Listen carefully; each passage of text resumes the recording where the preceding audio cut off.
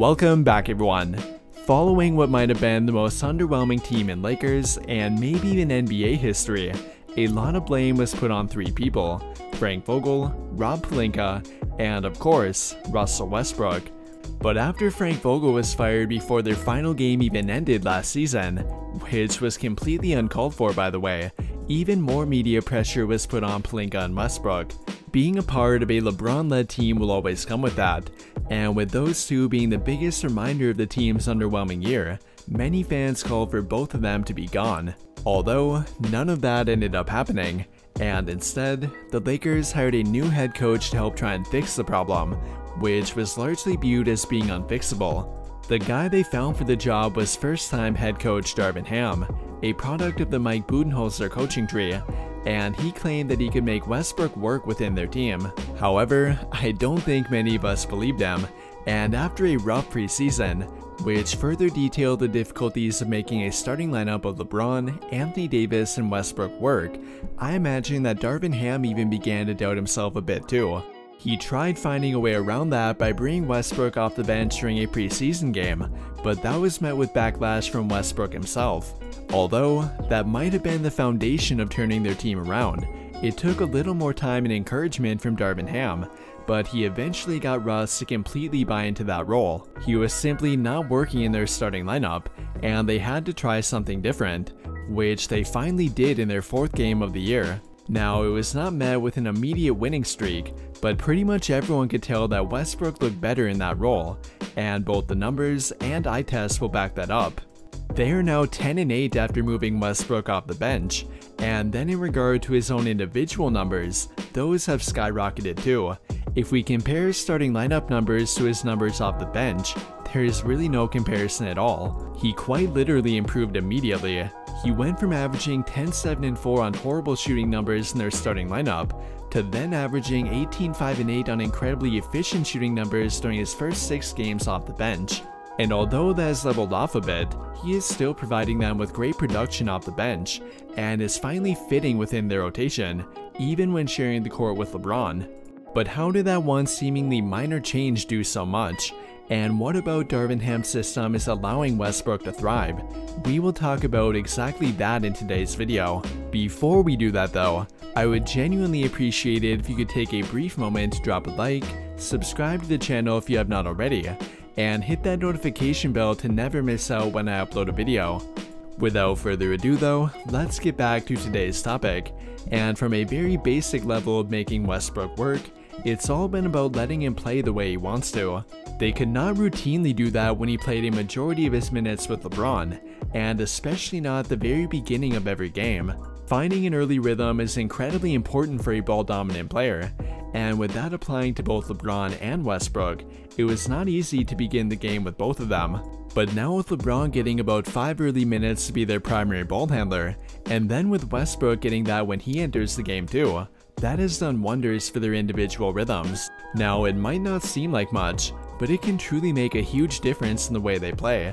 The moment that Westbrook enters the game, they immediately allow him to be aggressive. Gone are the days of him standing in the corner for a majority of his minutes. When Russ enters the game, he knows that he is being given the green light. At that point, LeBron already had half a quarter to find his rhythm, and by the time Westbrook checks in, LeBron takes a break about a minute or two later. That early separation in minutes has been huge for them.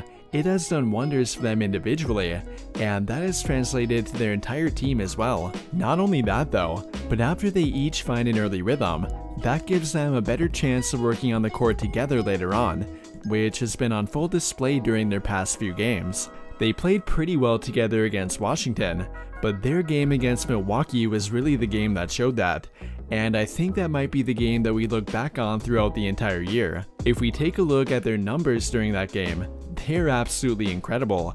Even looking beyond the point totals, them having a combined 0 turnovers is something I never thought I would say. And the fact that they finished the game together is even more telling.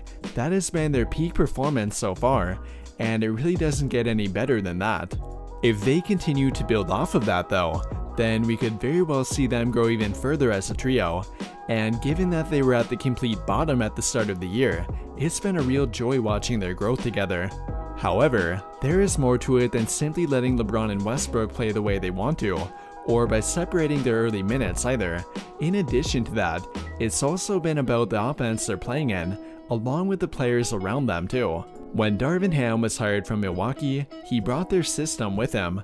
The fabled 4-out, 1-in styled offense was a heavily debated topic throughout training camp, because with the Lakers not having much 3-point shooting, nor a reliable 3-point shooting big man either, that had many questioning the idea of that offense with their current team.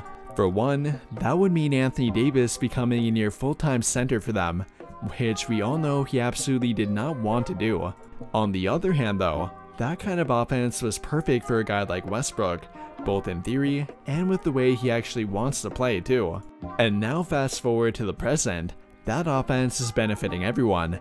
Anthony Davis is looking like an MVP, LeBron has continued to thrive, and now Westbrook is playing great too. It definitely helped that they put good fitting players around him as well. Guys like Lonnie Walker, Wenyen Gabriel, and Thomas Bryant are absolutely perfect fits with Russ. Between LeBron and Westbrook, I'm not sure we can even count how many completely wide open shots Lonnie Walker has gotten from them, and then when you combine that with his ability to run the floor with them, that has made him a flawless fit with them. And although Thomas Bryant and Wenyen Gabriel may not play as much compared to Lonnie Walker, they have thrived when sharing the court with Westbrook too. Wenyen Gabriel is quietly having a breakout year, and then Thomas Bryant is looking like his pre-injury self, and a lot of that has to do with playing with Westbrook. He's made them look brilliant in the pick and roll, and then with their ability to run the floor, that has made them an ideal pairing with him on the court. I mean, their entire team is a better fit for him compared to their last one, and both Darvin Ham and Rob Pelinka are to thank for that, with Darvin Ham being the one who reportedly requested those kind of players. Finally though, an overlooked aspect of why Westbrook has worked with Darvin Ham would have to be Ham's relatability. Darvin Ham played in the NBA, and can obviously relate to him better compared to how Frank Vogel did. Not only that though, but Ham appears to be an emotional leader for them, and a guy who can truly be regarded as a player's coach. Now, he definitely has a long way to go in regard to making rotations, or overall game management too, but if there is one thing he has done incredibly well so far, it's been getting through to the players on his team, and Westbrook has been direct proof of that. It may have taken a little while, but we are now getting to watch a fully committed Russell Westbrook, and one who is finally fitting on their team. With all of that being said though, what do you guys think? What has been your main takeaway with Westbrook this season? Let me know your thoughts by commenting down below and we can talk about it there. That will do it for this video though. Big thank you to those of you who took the time to watch until the end of this video, and until the end of all of my videos in general. I really hope you enjoyed it, and if you did, be sure to drop a like on the video, subscribe to the channel if you have not already, and turn on notifications to get notified right away when I drop a new video. But as always, thank you for watching and have a great day.